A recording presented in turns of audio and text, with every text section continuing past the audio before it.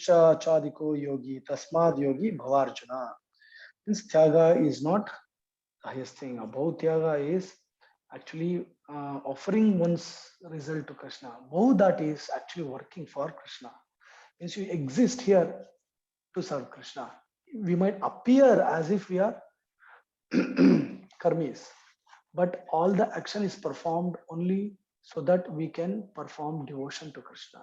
Then all those actions become actually purified, and we will not get any punya or papa from it. We will only get sukruti. Sukruti is the spiritual merit, not the material merit. Material merit is punya. Spiritual merit is something which brings more auspiciousness in your life to perform more spiritual activities. So in the next verse, he's saying, Yoginam api sarvesham gatena antaratmanaha. Bhajate yoyam same yukta mano mataha. So I think Manjunath Prabhu, you'll have to mute. So higher than the yogi is the one who actually has Shraddha to me, means one who has full faith in me, that he spontaneously has loving relationship with me, loving reciprocation is there between me and him. That's what Krishna, Sarva Dharmam Parityajya Mamekam Sharanam Vraja. The grand, vibrant and resounding clarion call of Sri Gita has proclaimed the glories of life's super excellent objective. What is super excellent objective? It is Sharanagati. It is proclaiming, Gita is concluding in Sarva Dharmam Parityajya. He says, Krishna, what is he saying? He says, give up all kinds of religions. Religion means what? He is not talking about the religions of this world, what we think of. Hindu, Christian, Islam, Jews, Buddhists, whatever it is. He is not talking about dharma means not just the religious practice we are doing. Dharma means any kind of action which is tinged with self-motive, or any path we take, any path like capitalism, socialism, nationalism. Yesterday, Thimaraj was saying, Chanakya Pandit actually gives very beautifully. He gives a comparison. He says, when it comes to your own family, you have to keep your self-interest aside and look at the family. When it comes to family, you have to just keep, don't always think about yourself. You should keep your self-interest aside and think about family. When it comes to a community, you should think about the community and keep the family aside. When it comes to a village, you should basically look at the village and keep the community at the side. When it comes to a nation, you should forget about your region. I'm a Kannadiga, I'm a Gujarati, I'm a Tamilian, I'm this, that. We should keep the national interest first. When it comes to the realization of the soul, all isms, nationalism, capital, all things goes aside, because you are looking for the highest thing, which is you are trying to connect. We are trying to escape from even this material world. What to try? These isms are all temporary. Today you are Indian, next life you might be an American. So not only that, many aspects. So all are temporary, and it's in one way false prestige. The only proper prestige is I am the soul. It's not false prestige, that is reality. Ego means you have to connect to the reality. Soul is the ego, actual ego. Ego is no problem. False ego is the problem. You are identifying wrongly something which has the highest is the problem. So Krishna says, Sarva Dharmam Parityajya, means give up all kinds of endeavors. You are trying to run in this material world from different perspectives. Give up all that, and what should be the dharma of the jiva? Come and surrender to me. Give yourself to me, because that is your natural position. When you give yourself to me, then you will be in happy condition. Krishna says that. He doesn't say surrender to this, surrender to that. So he's proclaiming, I am supreme. There's no confusion here. We don't have any more confusion. When someone reads Bhagavad Gita in proper understanding, from in the proper conception, there is no confusion. He will not run hither and thither. He will not have an altar full of all gods, even having, mixing up with other faiths. We don't have any problem with anyone's faith. We don't say, we don't condemn whatever it is. But for the sake of, oh, what if that is true, not this one, let me keep that also. I'll keep a cross, I'll keep a half moon, I'll keep everyone in the altar and say everyone is supreme. There are many different kinds of approach to that. One might approach thinking with fear. What if other is supreme? I'll be in safer side. I'll also worship him as supreme. I'll keep everyone. I'll keep sun, moon, Indra, Chandra, Ganapati, Subramanya, everyone, and say everyone is Bhagavan, so that I at least I'm safe. So that is fearing, because you don't have the proper understanding, knowledge. Number two, there might be someone who thinks, how does it matter? All is one. Everything is coming from the supreme energy. That is actually in one way more dangerous than the first one. First one, at least he has no proper understanding. He will, by a proper guide, he might probably understand properly. But the second one, he has passed through that. He thinks that he knows, and he has misunderstood. He thinks that aham brahmasmi, means everything is Brahma. Sarvamidam Brahmam, means everything belongs to Brahma. Everything is energy of Brahma. Brahma is coming as different personalities. They have different features, that's it. But altogether, everything is one. Even I am Brahma. I'm also one. I'm suffering here because now I'm thinking that I'm not Brahma. When I realize that I'm Brahma, I don't exist. That is the Mayavada conception. So there are many different approaches, but what is the right approach? Okay, you might say, oh, because you're a follower of Vaishnava concept, you're saying that Krishna is supreme. You don't have to listen to my words. Krishna himself says that when Bhagavad Gita is being accepted by everyone, it's not a text of Vaishnavas. Bhagavad Gita is text, not text of even Hindus. Bhagavad Gita is a universal text. Bhagavad Gita is even accepted by many non-Hindus, non-Vaishnavas, or whoever you can think of, because here so much profound knowledge is given, and here Supreme himself is talking, he is singing these glories, and he's saying, I am supreme, and this is my nature. My Supreme's nature is also discussed here. Different chapters are there. He says why I am supreme, what Shakti I have, what are my energies. Everything is clearly given in Bhagavad Gita. So we accept Lord Krishna as supreme because he himself is declaring here that I am supreme. This is the consistent and unanimous conclusion of pure parampara or descending spiritual. So I skipped a line, sorry. Sarva dharma parityaja mamekam sharanam praja. The grand, vibrant and resounding clarion call of Sri Gita has proclaimed the glories of life's super excellent objective. Hidden, more hidden, and the most hidden treasures have been given. From the congregational chanting, means chanting of the holy names, Mahamantra, of the Lord Sankirtana, up to spontaneous devotion, Bhava Seva, in the life of total dedication, the cultivation of Krishna consciousness with exclusive surrender. So, Ananya Sharanavati, exclusive Sharanavati is taught in Bhagavad Gita. It says how by practicing the chanting of the holy names, one can go to the highest platform of Bhava Seva. Means you serve the Lord, not just from our mental faculty, what we think sometimes we are serving the Lord. No, there it is heart connection, emotional connection is there, proper sentiments. Bhava means sentiment, but here the sentiments in material plane, sentiments spiritual plane is very different. Sentiment here is more of a mental faculty. Sentiment there is more of heart faculty. It's a heart connection, it's feeling. So that is awarded for one who takes the process of chanting the holy name. So what is the sadhana? We understood. Yes, Jiva, when it is connected to Krishna in the service mood and attains the plane of Vaikuntha, means spiritual plane, Koloka Vrindavan, whatever you call, is the highest thing. But how to go there? That is called abhidaya. That is sadhana bhakti. That is easiest means in this material world.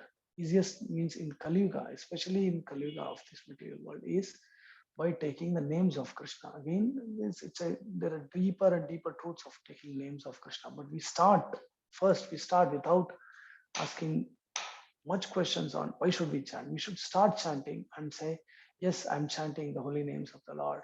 Now this is the right thing. The chanting will then start process of encapsulating all kinds of conceptions.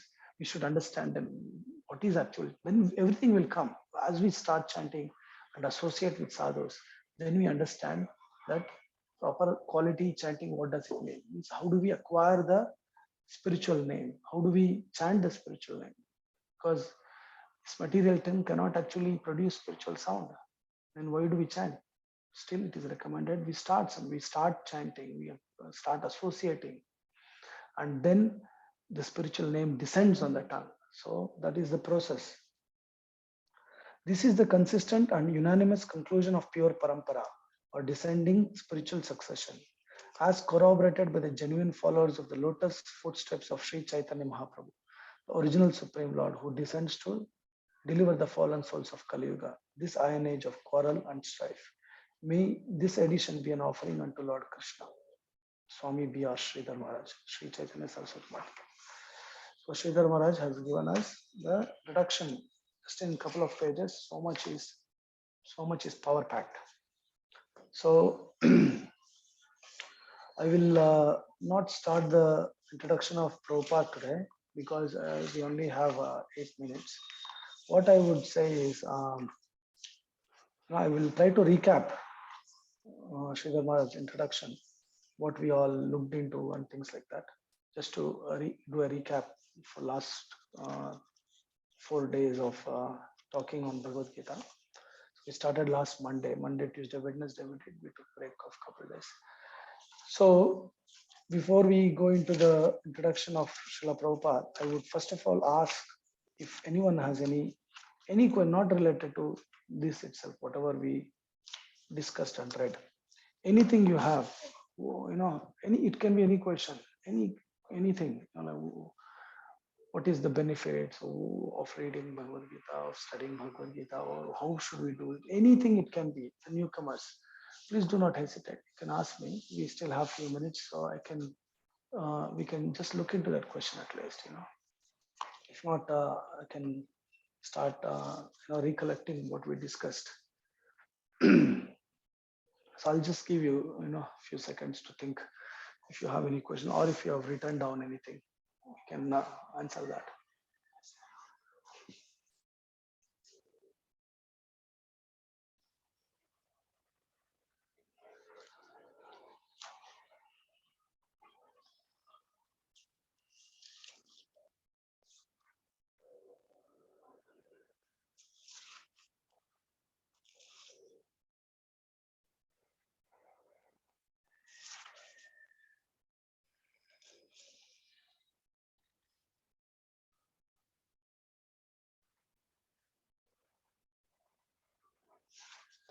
So, no questions?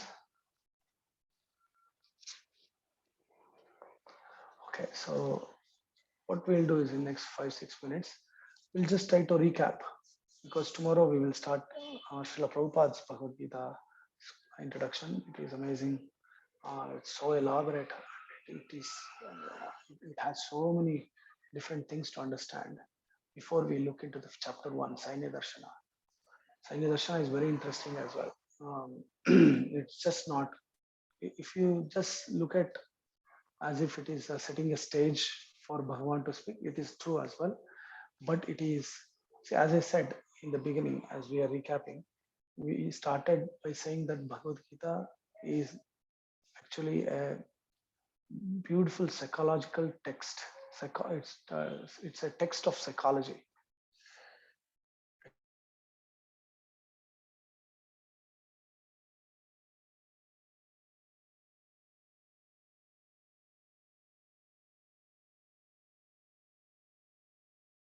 Text of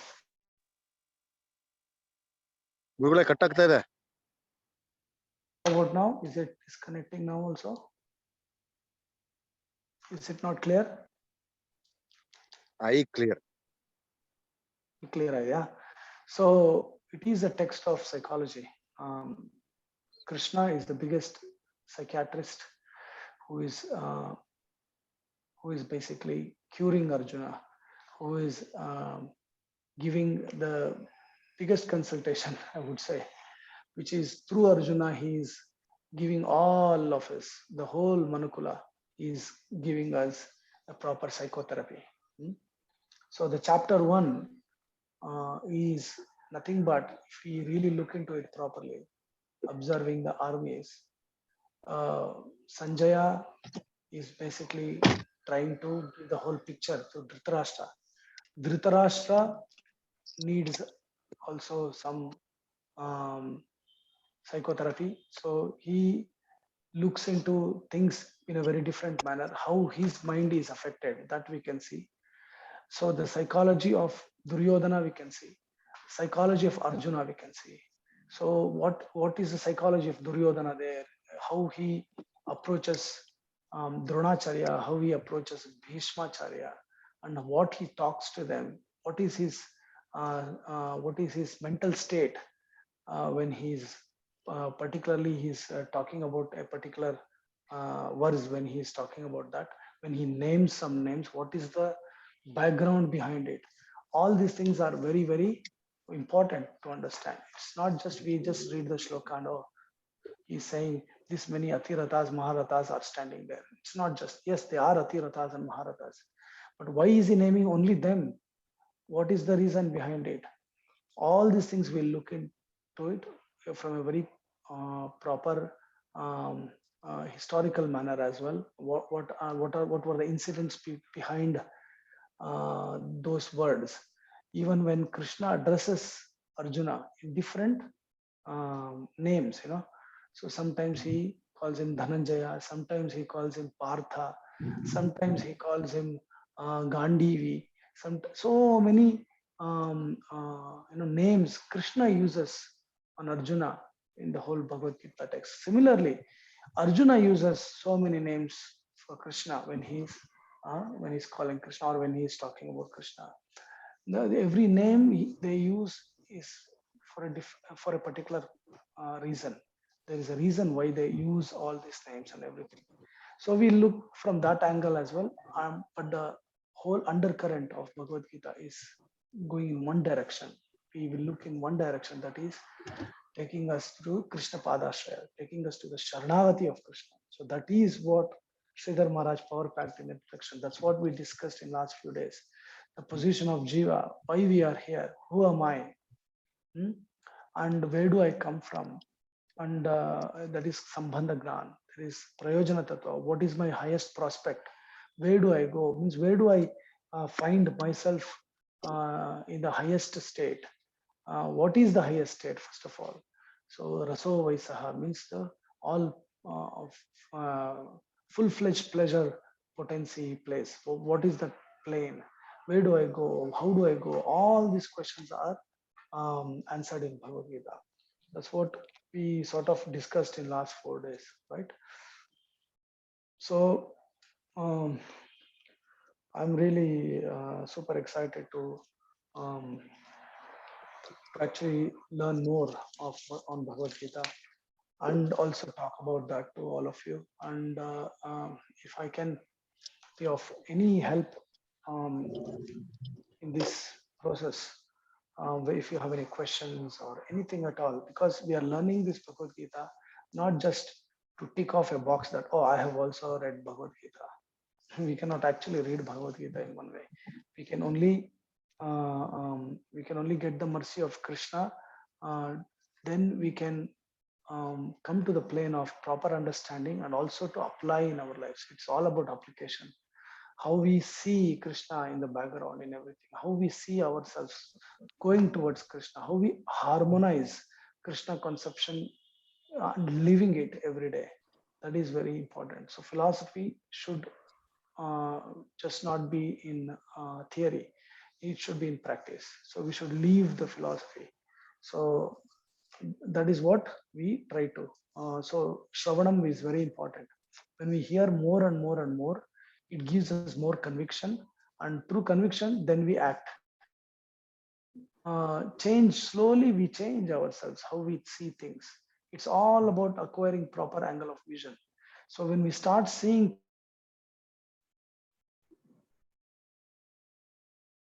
things have to change the lifestyle to see things proper as well. So both goes hand in hand. All right. So the whole goal is to basically rise ourselves to the plane of love. So that is the goal of you know, that's the goal of Bhagavad Gita. Krishna is calling us to his lotus feet. He said, Sarva dharmam parityajya mamekam sharanam vraja. Aham tvam sarva papebhyo mokshayishyami ma shuchaha. He's saying, don't worry about anything. Whatever has happened is happened. Whatever you have incurred is I will take care of it. Don't worry about anything. You just come and surrender to me. You just become my devotee. You just sing my glories. You be in connection with me. Then everything, your life's existence is fulfilled. So when we have the supreme clarion call, Sridhar Maharaj is saying in the final line of the final paragraph of the introduction, that is the great clarion call from the Lord himself. He is saying, you have heard everything. Now forget about everything. He's giving all the knowledge and he says, forget about it. It means you just leave everything. All you have to do is you understood from many perspectives how things work. Now I'm telling you the actual thing which all these things should lead you to is to surrender to my lotus feet. Means to come to my surrender means what? Sharanagati means what? We have to understand that. So, oh, I've come to lotus feet of Krishna. It's easy to say, but what is Sharanagati? It is complete dedication for the pleasure of the Lord. You give yourself, you offer yourself. How do we offer that? Do we think that, oh, I can do anything for you, Krishna? No, that is actually not Sharana. That is opposite of Sharanagati. That is thinking that I am something. Sharanagati is something which is feeling helpless, which is a natural feeling that I have no capacity to serve you, Krishna. I am no one. How can I even give some pleasure to you? I cannot even give pleasure to you. Let's say a disabled, crippled, ugly looking, very, very ugly looking woman wants to satisfy a very beautiful man. So she naturally has the feeling that, oh, I cannot even go. Let's say she's even diseased. So she feels that, naturally she gets that feeling. I like him. I want to serve him. I want to really give him everything I can from my end. My whole tanu mana dhana means my body, mind, and word. Everything I want to give to him. But unfortunately, I'm so fallen. I'm so disgusting. I have so many problems. How can I go near him? How can I even show my face to him? He will feel uncomfortable looking at me. He will feel disgusting. So it's rather, like I have no capacity. And she begs for the mercy of that person. Okay, if you accept it, accept me as it is, even though I'm not qualified, even though I have no capacity. Then also I feel that I should not, you should not taste me because I'm very bitter. So that kind of feeling is helpless feeling, hopeless and helpless. That is what Prabhupada says, Prabhupada says that in the tape of when he spoke about Mahamantra, he says, this Hare Krishna Mahamantra is the genuine cry for its mother Hara. That one line actually explains Sharanagati. Genuine cry for its mother Hara means we are like a child who are helpless. A child is helpless actually, even though it is helpless, but the child is fully taken care. That is the beauty of it. It is helpless. That nature of it actually makes it very, very comfortable because a child is taken care of its mother naturally by in every angle. It is taken care. It is given bath. It is taken care of every aspect. It is looked after fully. Food, shelter, clothing, everything is given because it is helpless and it is hopeless. It doesn't, it cannot do anything by its own, and it is admitting it. by crying. It's a genuine cry of a child for its mother Hara. We should develop that attitude. That is actually Mahamantra. When we chant the Mahamantra, it should actually take us there. It will take us there if we approach in a proper conception.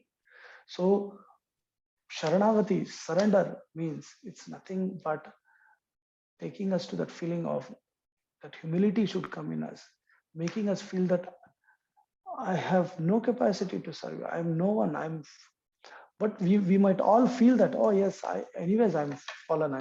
I'm very low and I have no capacity. But there is degrees in that also. How genuinely we feel, what degree we feel. Always in every aspect, in every respect. Not that when we sit for puja we feel, and after that we feel that I'm the master. Everything is for my pleasure. No, every action, the whole living, the whole life, if we try to go towards Krishna in proper way, to proper sadhana, one fine day out of his mercy, we might come to that stage of Sharanagati. And in fact, actually, all the other stages comes after Sharanagati. The whole life might even take for us to surrender fully. So, thank you. So we'll end today. We will catch up again tomorrow at the same time, 2:30. If we miss, we might miss on Wednesday, just because I have some service in ashram. So if I miss, if I don't, then I will continue on Wednesday also. So, but we'll definitely do it tomorrow. Okay. Hare Krishna. Hare Krishna. Srimad Bhagavad Gita Hare Krishna. Mahagrantha ki Jai. jai. Jai. Samaveta Bhakta Vranda ki jai. Jai. Harinam Sankirtan Yajna ki jai. Nitai Gaur Premarande Hari Hari Bol. Hari Hare Hari Bol. Krishna. Hare Krishna.